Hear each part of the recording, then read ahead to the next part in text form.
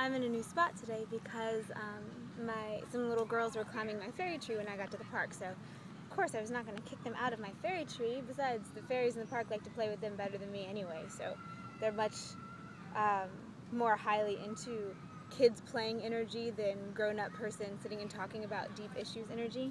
I have sand all over me. Anyway, there's some really cool trees behind me. I'll show you at the end of the video, but what I want to talk to you about today is something that I've been thinking about for kind of a while, because there are a bunch of people who talk about different aspects of this, but I haven't really heard anyone put it all together in the way that kind of landed in my brain several days ago. So I've been waiting to say anything about it until I had a deeper understanding of how it worked.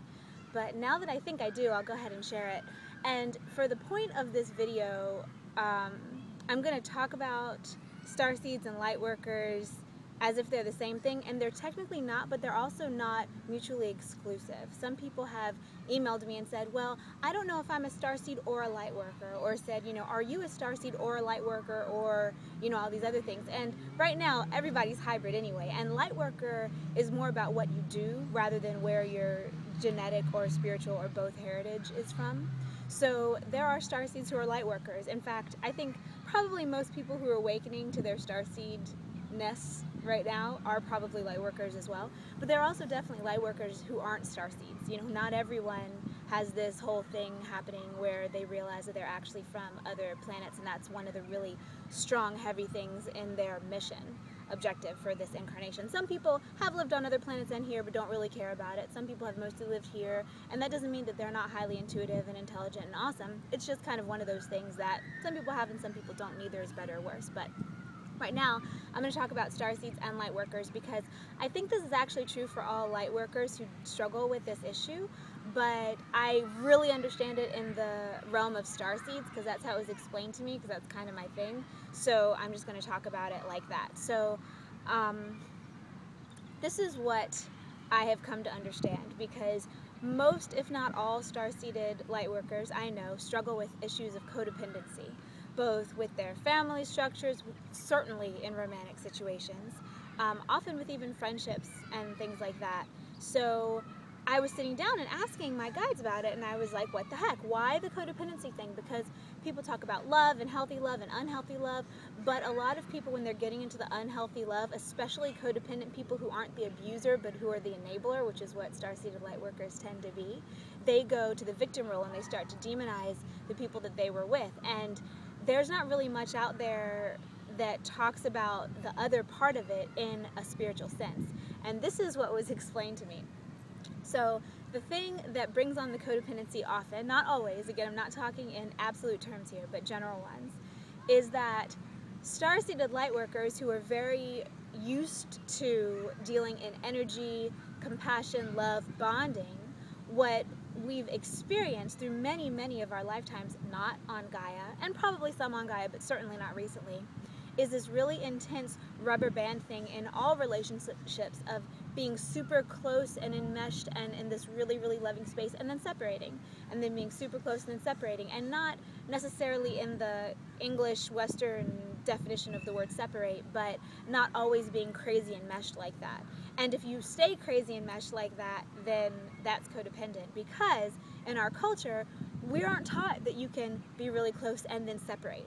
It's, oh no, well once you fall in love with someone and once you decide to tie yourself in that way and link in that way and be present with them and at one with them, like what happens in romantic love, close friendships, and especially sexual relationships, which are also emotionally driven, then you're not allowed to disentangle. Who are you to think that you're disentangling? That's wrong, you know. Promising, I will be with you forever, I will never leave your side, especially marriage vows, and I have nothing at all against marriage, but I do think it's been significantly skewed in our culture. So anyway, we're very good at the bonding, but we're not good at the separating. And often, if you think back, as a child, you probably were. If you struggle with this, as a child, you could probably, you know, really love someone and really be in tune with them and intuitive with them and have that meld thing going on. And then you would be totally by yourself and thinking about your own thing and having fun and whatever. And then you would be back with them again and it would be great. And I'm not talking about things like infidelity or anything like that. I'm talking about, you know, a monogamous relationship or of a friendship. Of course, it doesn't have to be monogamous, but not always being linked up with that person, because if you are, and if you're constantly feeling their needs, and if you're constantly bonded like that, then that is where that codependency comes from. And it's not because anyone set out to do it, it's just kind of how our culture has evolved, because there's a lot of crazy stuff going on in our culture, which is not optimal for sustainability over time. And I think that's just one of those things. So that is why, because we only have half of it. Like it's true with a lot of things in our current paradigms, the way they sit right now. But I think that that should help, because the codependency thing, the linking in isn't the problem. That's beautiful, especially if you're in a sexual relationship with someone. That's the whole point, right? Making two one, all that kind of stuff. But then disentangling is the harder thing. And also, most people, by the time they reach adulthood who have been doing this, are unable to disentangle and have gotten kind of an addictive feel for the being entangled with someone. And then disentangling is actually really painful and difficult. But then once you're disentangled, you feel great. And you feel great because you're not always supposed to walk around bonded with another being. We're all supposed to be wholes in of ourselves.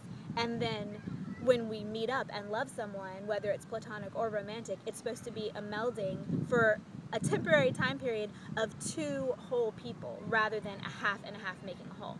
And that's also why breakups of friendships and relationships for people who do struggle with empathic codependency are often really painful, and they feel like you're now only half of a whole and you have to rebuild that entire other half. It's because you were never supposed to do that. And believe me, I know this from experience. And the reason I was even asking about it is because it has to do with things that I'm challenged with during this time in this incarnation. So I feel your pain, but whenever you start feeling frustrated, angry, that gritty feeling against what's going on in your reality, then you know you're up against a growing edge. And if you keep going and if you try to be as serene as possible, take deep breaths, regulate your energy field, then the growth you can have as a result of coming up against that edge will be really transformative and amazing. So that's the deal with codependency and Lightworker, Starseeds. You know, don't feel bad about it. It is what it is, but that doesn't mean you have to be a victim to it or a prisoner of it. All right, well, I will show you these cool trees real quick because, oh yeah, a little time. Oops, there goes my shoe. All right, so look at that. Isn't that cool? And you see that hole down at the bottom of one? That's one of the ways that I can recognize where fairies and elves live. Look, I'll get a little closer. Is when there are those little, I hope you can see it. A lot of times, because things move through dimensions, when you see something like that, it looks like one thing in our world and something distinctly different in their world. I'm starting to work on my third book, which is really about how I met the fairies, and will describe all that stuff in it. So anyway, have a great day. I hope that this was helpful to you guys. If you have any questions, let me know. Registration is still open for my intuitive web course. And also registration is still open for Blissing Out and Shasta, but that's getting full pretty quickly, so if you want to come, then you should probably get on it. Anyway, I will talk to you soon. Go in peace, and goodbye.